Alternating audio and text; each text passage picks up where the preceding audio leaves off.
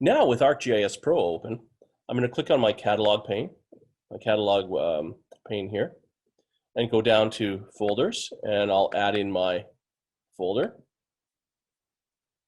which was C temp.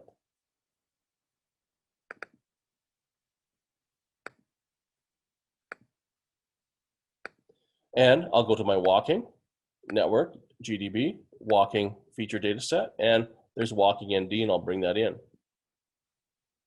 And there's my walking network data set. And again, this is just a visual representation of it, right? This is the actual edges that participated in the walking. Then I click on my analysis tab, and you'll see a network analysis option here. If you don't see that option, click on project, and then we go down to licensing, and then configure licensing options. And then we make sure that it has network analyst down here, and it has a yes in it, as you can see right here.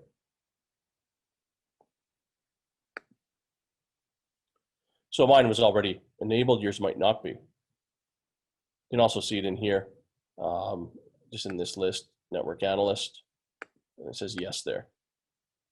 You may have to change it to yes, or, oops, let me click on that, if it doesn't already say yes. And then you just go back to your map.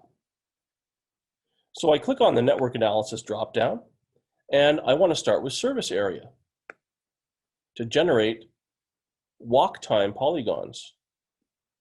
And it creates, or will create, or is creating a new network analysis layer called the service area analysis layer.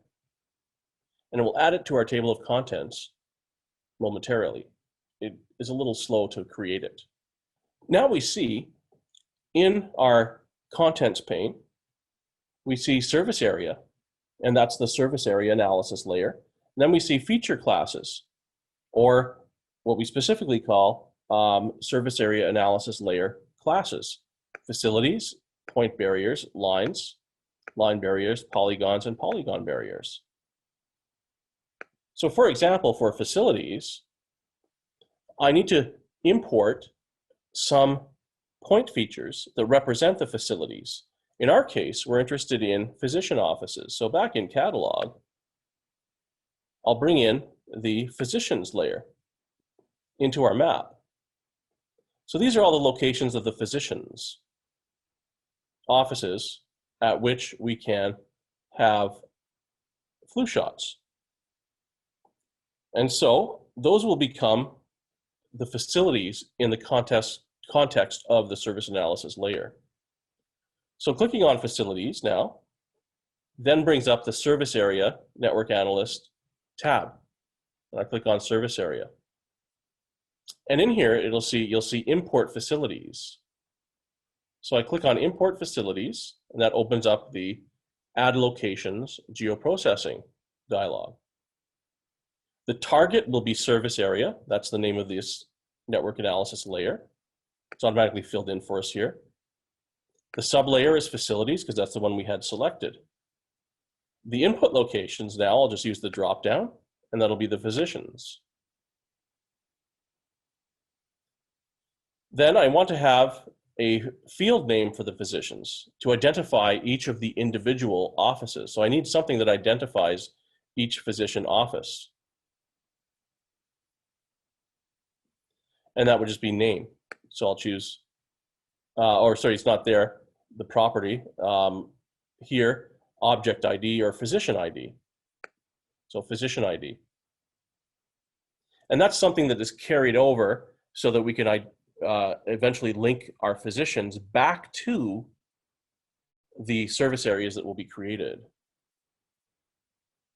Then the search tolerance is another important thing here.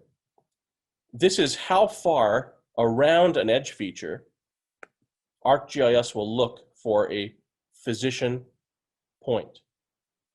5 kilometers, well, that's quite big, obviously.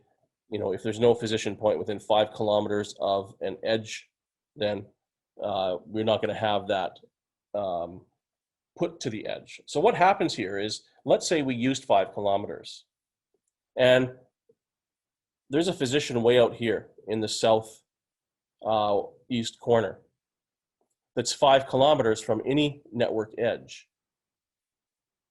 Well, let's say it finds it right here. So let's look at this example.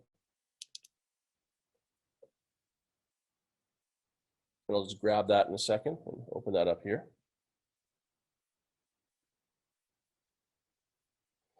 Conceivably, there is a physician out here.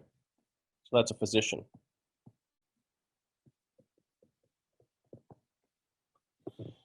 And ArcGIS will then search within 5 kilometers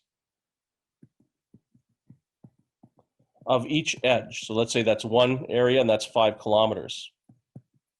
It doesn't find that physician for that one. So it then goes to the next one.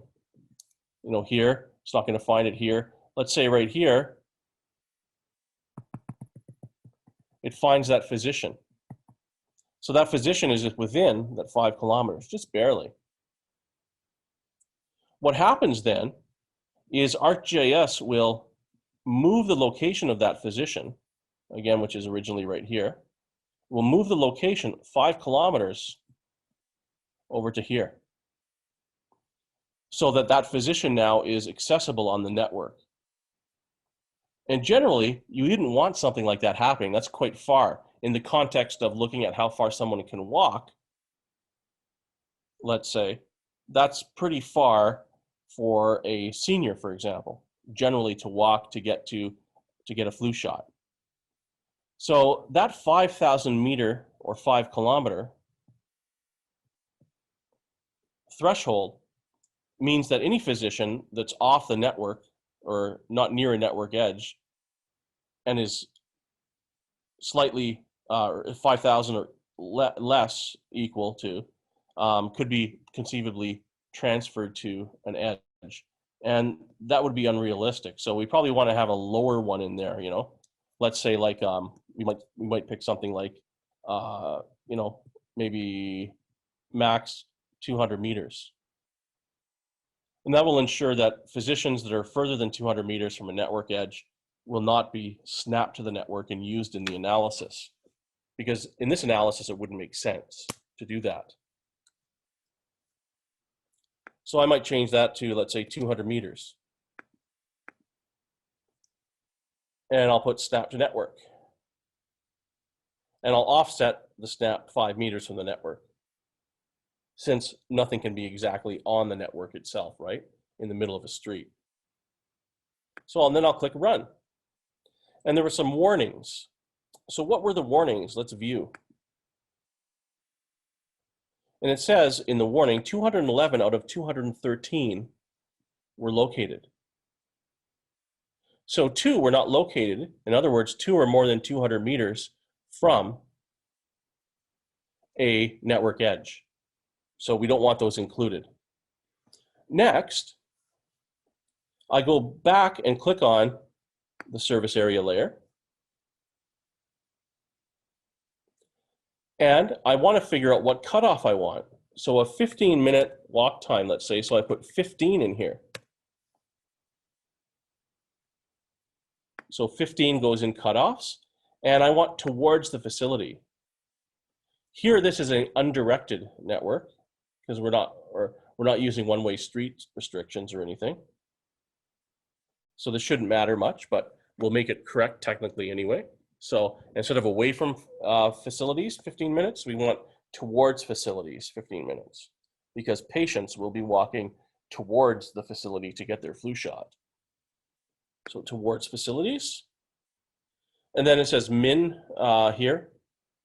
We're not considering a particular day of the week or anything. We don't have that type of information. Next, we go over to polygons. Well, what do we want? Polygons or lines, or polygons and lines? We'll just stick with polygons. And the type of polygon, we can have standard precision, which is good, is just fine enough, or high precision polygons, very detailed ones. We'll just stick with the standard precision ones. And then it says, network sources to exclude from output, paths and roads. Obviously, we don't want to exclude those. And then overlap means, should we have overlapping polygons or dissolve polygons or split polygons? We want overlapping ones. And then what type of thing, rings or disks? Well, we only have one. This doesn't matter in the case where we only have one cutoff. If we had multiple cutoffs, let's say a 5-minute, a 10-minute, and a 15-minute, we would probably want disks most of the time. Rings would exclude the 5-minute from the 10-minute, and the 5 and 10 from the 15-minute. Like you see here, it shows a little picture, where a fully shaded ring is a polygon, is the polygon part of the polygon. And so rings naturally have holes in them. Here it doesn't matter because we're just doing one. Then all we have to do is click run. And it will solve this issue on the network.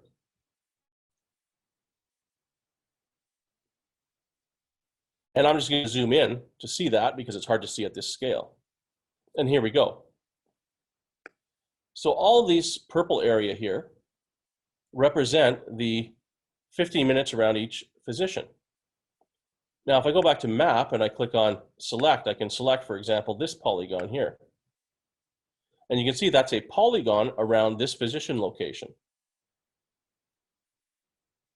And when we have lots of physician locations, we have overlapping polygons. We just don't see the edges of them because I turned off the line aspect of these. But every physician location has around it a 15-minute walk time. Next, now that I have these 15-minute walk times for each of the layers, and I can even look at them, I can open up the attribute table for them. There's the attribute table for the facilities,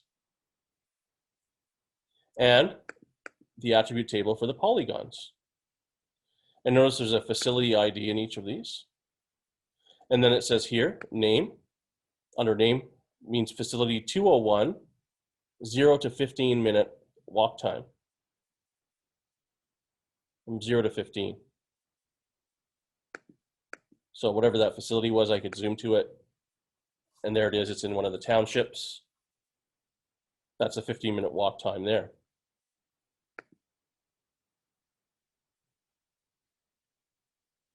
And that's the 15-minute there. For that particular one, oh, you should select it though, so you can see it better, map. So it just flashes there, you can see the 15-minute for that one. And they overlap, because I asked for that. Now, if I had chosen instead, when I did my service area analysis here, looking on service area, instead of overlap, I chose split. That is the network equivalent of a Thesian tessellation. So remember, Thesian polygons define anywhere within a polygon as being closer to its source than to any other source location in space. And split will do the same thing for networks like that. So they won't look like Thesian polygons or anything, but it will ensure that it splits up space between them, so we don't have overlapping. But here we're interested again in what the population is within 15 minutes of any of these. Why do we care about overlapping in this case? Well, because somebody in this overlapping region here, I'll just again highlight that, the little region right there that's overlapping between the two, could decide to walk to that pharmacy, or I should say that physician office or this physician office or pharmacy, whatever it is, to get their flu shot. So we want to keep them overlapping in this case, since we have to figure out how many flu shots to disperse to each pharmacy. So I'll go back to map and I'll make sure before I do anything else, I clear the selections. There we go.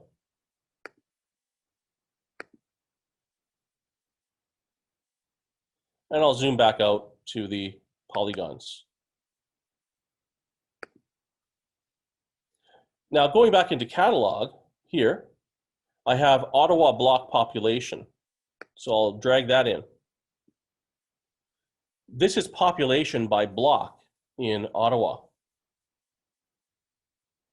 And because it's by block, I could look at, let's say going back to that township we were just at. Here I have population then, where I can count that within each polygon. So I can use that polygon to count up the population within it by doing what's called a spatial join of points to polygons. In the block population layer, if I open the attribute table, there is a block UID, dwelling, number of dwellings, and pop 2000. So I'll use that pop 2000 field. So I'll go over to geoprocessing, go back, and I'll find tools, spatial join. Now we'll open up the list, and I want spatial join analysis tools. The target features will be the surface area polygons. The join features are the block population only. And then the rest is fine. We want to go down to output fields, and we find the pop 2000. And the merge rule for that one will be sum, because we want to sum the population within each of the walk time polygons. And that's all we have to put there, and I click run. This will create a new feature class with the same geometry as the input layers, the target features, polygons. And here it says polygon spatial join. If I right click and open the attribute table for polygon spatial join, I'm interested in the sum of the dwelling of the pop field. There it is, pop 2000, which is the sum now. So for example, in that polygon, there are 1,492 people. In that one, if I select it, it will show it as selected. In that particular one, I'll just show selected features down at the bottom there. Let me turn that off. In this one, I don't know why it's not showing it as selected. Polygon spatial join, and it's just not showing the selections.